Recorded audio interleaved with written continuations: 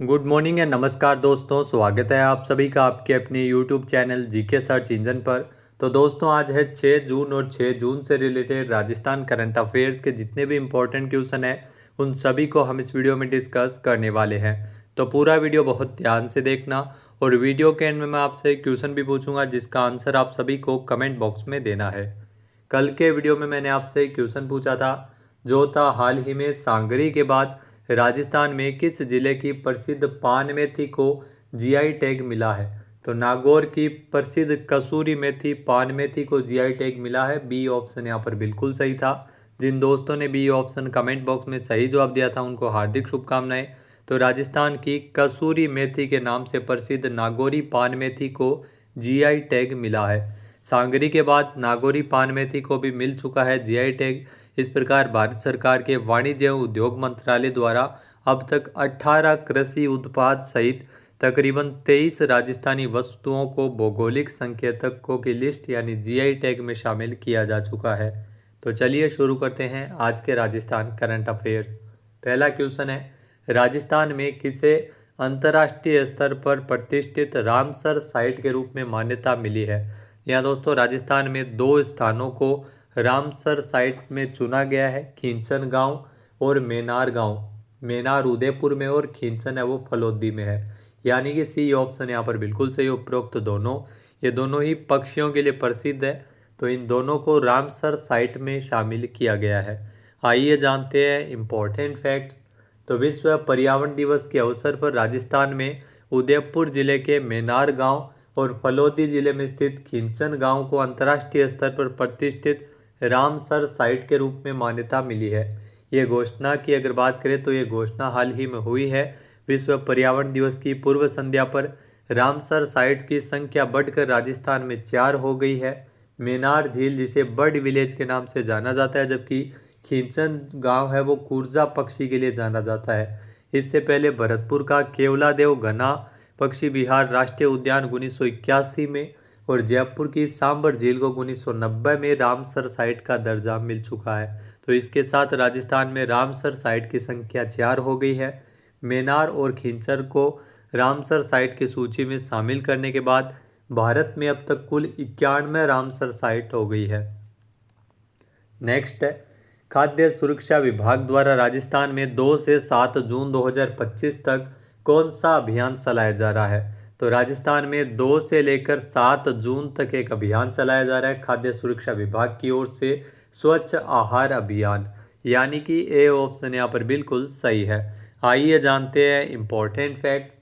तो राजस्थान में खाद्य सुरक्षा विभाग के द्वारा स्वच्छ आहार अभियान चलाया जा रहा है। इस अभियान का संचालन राजस्थान में खाद्य सुरक्षा विभाग के द्वारा 2 से लेकर 7 जून तक किया जा रहा है।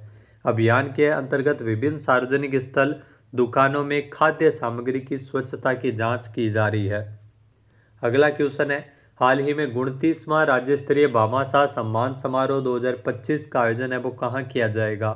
यहाँ दोस्तों राज्य स्तरीय भामाशाह सम्मान समारोह है जिसके 29वें संस्करण का आयोजन इस साल जयपुर में होगा, यानी कि ए ऑप्शन यहाँ पर बिल्कुल सही है। लास्ट टाइम ये पहली बार उदयपुर में आयोजित किया गया था, लेकिन इस वर्ष इसका आयोजन जयपुर में होगा।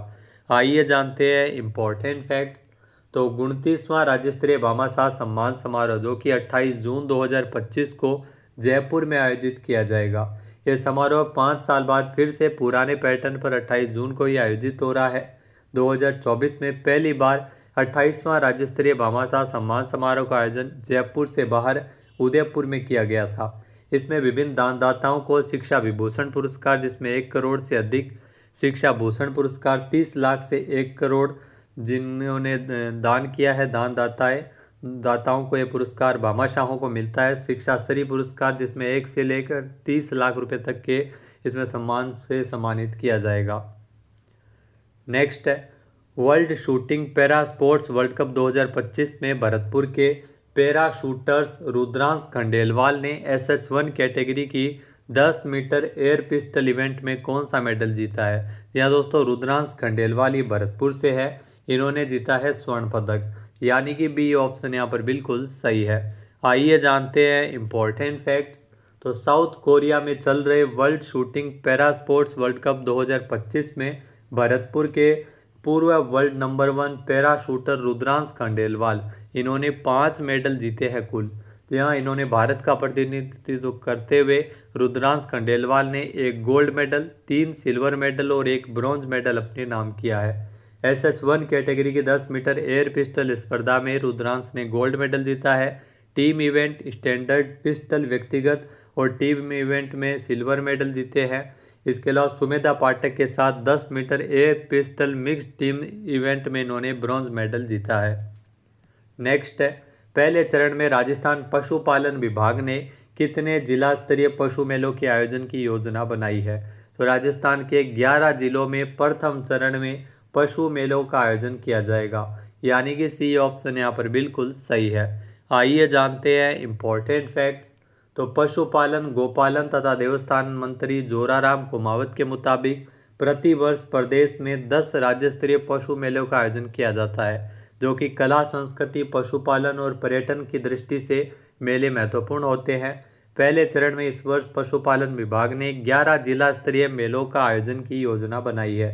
वे जिले जिसमें इस वित्तीय वर्ष में जिला स्तरीय मेलों का आयोजन किया जाएगा, उनमें मुख्य रूप से जोधपुर, जैसलमेर, जयपुर, चूरू, बीकानेर, उदयपुर, राजसमंद, पाली, सिरोही, झुंझुनू और जालोर है। नेक्स्ट है, राजस्थान में रन फॉर एनवायरनमेंट का आयोजन है वो कब किया गया है? यहाँ दोस्तों रन फॉर एनवायरनमेंट का आयोजन राजस्थान में पर्यावरण दिवस के अवसर पर 5 जून को किया गया है, यानी कि सी ऑप्शन यहाँ पर बिल्कुल सही है। आइए जानते हैं इम्पोर्टेंट फैक्ट्स। तो राजस्थान में रन फॉर एनवायरनमेंट, जहाँ एक दौड़ का आयोजन किया गया था रन फॉर एनवायरनमेंट के नाम से, विश्व पर्यावरण दिवस के अवसर पर 5 जून को सभी जिला मुख्यालयों पर रन फॉर एनवायरनमेंट का आयोजन हुआ। यह आयोजन राजस्थान राज्य प्रदूषण नियंत्रण मंडल द्वारा किया गया था। यहाँ राजस्थान राज्य प्रदूषण नियंत्रण मंडल ने वंदे गंगा जल संरक्षण जन अभियान, जो कि 5 जून से शुरू हुआ है, इस अभियान के अंतर्गत ये रन फॉर एनवायरनमेंट का आयोजन किया गया। नेक्स्ट है, प्रदेश में विकसित राजस्थान 2047 का रोड मैप तैयार करते हुए प्रमुख 45 विभागों को कितने सेक्टर्स में बांटा है? यहाँ दोस्तों प्रमुख 45 विभागों को 14 सेक्टर्स में बांटा है, यानी कि बी ऑप्शन यहाँ पर बिल्कुल सही है। आइए जानते हैं इम्पोर्टेंट फैक्ट्स। तो विकसित राजस्थान 2047 का रोड मैप तैयार करते हुए राज्य के प्रमुख 45 विभागों को 14 सेक्टर्स में बांटा गया है। विकसित राजस्थान 2047 हेतु विजन डॉक्यूमेंट तैयार करने एवं उसकी प्रगति एवं निगरानी करने हेतु मुख्य सचिव की अध्यक्षता में राज्य स्तरीय स्टीयरिंग कमेटी का गठन किया गया है। सभी विभागों के समन्वय से तैयार विजन डॉक्यूमेंट पर नीति आयोग से सुझाव प्राप्त करने के बाद प्रदेश के विकास का यह दस्तावेज तैयार किया गया है। अगला क्वेश्चन है, राजस्थान में जयपुर में शिक्षा संकुल में स्थित राजीव गांधी शिक्षा भवन का नाम बदलकर क्या किया गया है? तो ये भी मोस्ट इम्पोर्टेंट है। राजीव गांधी शिक्षा भवन का नाम बदलकर अहिल्याबाई होलकर भवन किया गया है, यानी कि ए ऑप्शन यहाँ पर बिल्कुल सही है। आइए जानते हैं इम्पोर्टेंट फैक्ट्स। तो जयपुर में शिक्षा संकुल में स्थित राजीव गांधी शिक्षा भवन का नाम बदला गया है। अब यह भवन पुण्य श्लोका देवी अहिल्याबाई होलकर भवन के नाम से जाना जाएगा। इस भवन में विद्यार्थी सेवा केंद्र, विद्या समीक्षा केंद्र और केंद्रीय मूल्यांकन का कार्य होता है। राजस्थान स्कूल शिक्षा परिषद का कार्यालय भी इसी भवन में स्थित है। इसके अलावा हरिदेव जोशी पत्रकारिता विश्वविद्यालय, विश्वकर्मा कौशल विश्वविद्यालय और बाबा आमटे दिव्यांग विश्वविद्यालय का संचालन भी यहीं से हो रहा है। अगला क्वेश्चन है, भारत का पहला आर्टिफिशियल इंटेलिजेंस विशेष आर्थिक क्षेत्र कहाँ स्थापित किया जाएगा? यहाँ दोस्तों भारत का जो पहला आर्टिफिशियल इंटेलिजेंस सेज विशेष आर्थिक क्षेत्र जो स्पेशल इकोनॉमिक जोन, ये विकसित किया जाएगा रायपुर छत्तीसगढ़ में, यानी कि सी ऑप्शन यहाँ पर बिल्कुल सही है। आइए जानते हैं इम्पोर्टेंट फैक्ट्स। तो भारत का पहला आर्टिफिशियल इंटेलिजेंस विशेष आर्थिक क्षेत्र छत्तीसगढ़ में स्थापित होगा। यहाँ ये आर्टिफिशियल इंटेलिजेंस के अंतर्गत विशेष आर्थिक क्षेत्र है जो इंदौर स्थित रेड बैंक डेटा सेंटर द्वारा नवा रायपुर छत्तीसगढ़, जी हाँ नवा रायपुर छत्तीसगढ़ में तकरीबन 1000 करोड़ रुपए के निवेश के साथ इसे स्थापित किया जाएगा। नेक्स्ट है, केंद्रीय मंत्री शिक्षा मंत्री धर्मेंद्र प्रधान ने एक पेड़ माँ के नाम अभियान के दूसरे चरण को कब लॉन्च किया है? यहाँ दोस्तों केंद्रीय शिक्षा मंत्री धर्मेंद्र प्रधान के द्वारा एक पेड़ माँ के नाम अभियान का दूसरा चरण ये 5 जून 2025 से इसकी शुरुआत हुई है, यानी कि ए ऑप्शन यहाँ पर बिल्कुल सही है। आइए जानते हैं इम्पोर्टेंट फैक्ट्स। तो 5 जून को विश्व पर्यावरण दिवस के अवसर पर केंद्रीय मंत्री धर्मेंद्र प्रधान ने एक पेड़ माँ के नाम अभियान के दूसरे चरण को लॉन्च किया। यहाँ नई दिल्ली में पौधारोपण किया गया और एक पेड़ माँ के नाम अभियान का दूसरा चरण जिसका शुभारंभ है वो विश्व पर्यावरण दिवस के अवसर पर 5 जून को किया गया। कार्यक्रम के दौरान जो केंद्रीय मंत्री ने एक पेड़ माँ के नाम अभियान पर विशेष मॉड्यूल और एक वेबसाइट भी लॉन्च की, जिसमें मिशन लाइफ के लिए इको क्लब की गतिविधियों की निगरानी के लिए एक वेब पोर्टल भी शामिल है।